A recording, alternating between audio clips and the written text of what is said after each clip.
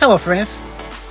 We have some clips of Kamala at her New Hampshire speech telling us some of her plans that she actually has. You know, Republicans say she doesn't have any, but obviously she does. Let's get into it. Free. They're building a better future for their employees and for the people they love in their communities. And by extension, they're building a stronger middle class and a stronger America for us all.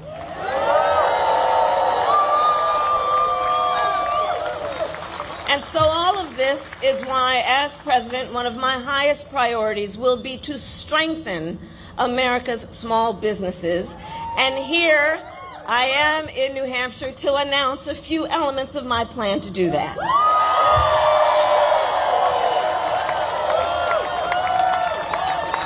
So first, we're going to help more small businesses and innovators get off the ground, okay? Now, I'm setting what some, I'm sure, are going to call a very ambitious goal, but you know what? I think we should admire ambition in each other. So I want to see 25 million new small business applications by the end of my first term. And to help achieve this, we will lower the cost of starting a new business. So here's the thing. On average, it costs about $40,000 to start a new business in America. That is a great financial barrier for a lot of folks, and it can hold entrepreneurs back. And the current tax deduction for a startup is just $5,000, okay? So then you got to make up the delta there. Got to figure out how you're going to do that. Not everyone has access to that kind of wealth and capital. So part of my plan is we will expand the tax deduction for startups to $50,000.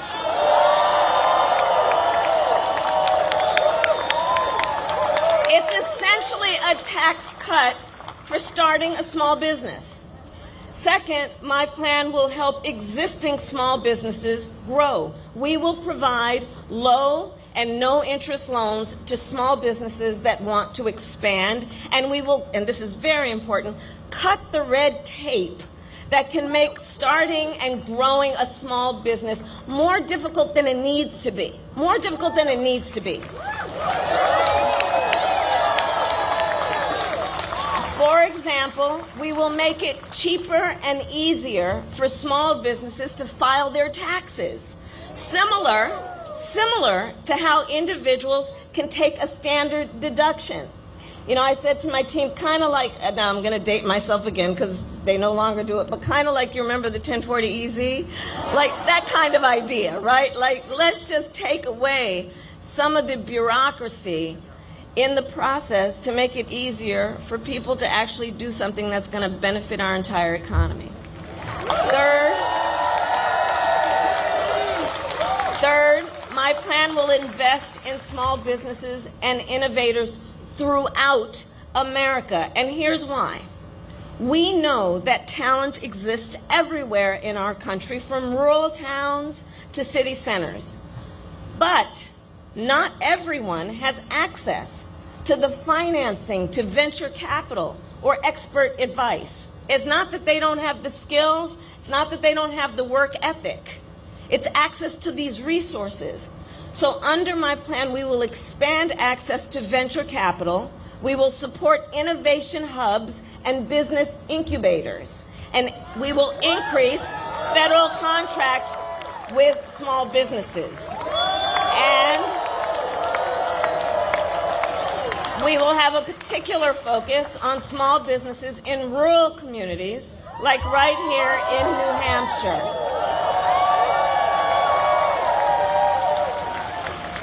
Finally, my plan will make our tax code more fair while also prioritizing investment and innovation. So let us be clear. Billionaires and big corporations must pay their fair share in taxes.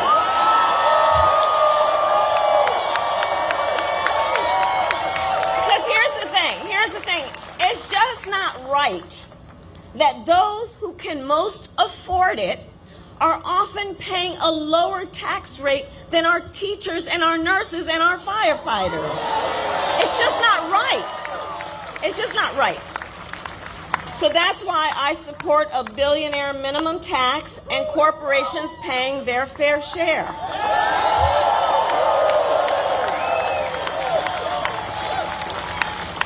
And while we ensure that the wealthy and big corporations pay their fair share, we will tax capital gains at a rate that rewards investment in America's innovators, founders, and small businesses. So here's the detail. If you earn $1 million a year or more, the tax rate on your long-term capital gains will be 28% under my plan, because we know when the government encourages investment, it leads to broad-based economic growth and it creates jobs, which makes our economy stronger. Now compare that to what Donald Trump plans.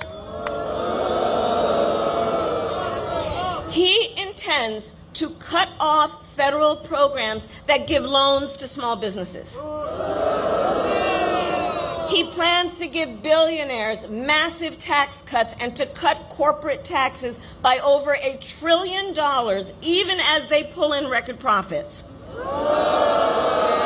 His plans will add more than $5 trillion to the national debt, and that is on top of the $2 trillion tax cut he gave them when he was president and when he exploded the deficit. We know how to count. We know how to count. And now he also wants to impose what in effect is a national sales tax on everyday products and basic necessities, which will skyrocket the cost for families and small businesses. And New Hampshire, on top of all of this, if Donald Trump were to win in November, he intends to end the Affordable Care Act, which would significantly increase costs on small businesses, as we know. And, well, you know what?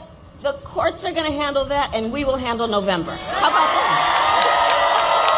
that? You see, my friends, Kamala has plans. She has plans to help the average person. And Republicans don't like these plans. Somehow, they think helping the average person is a bad thing.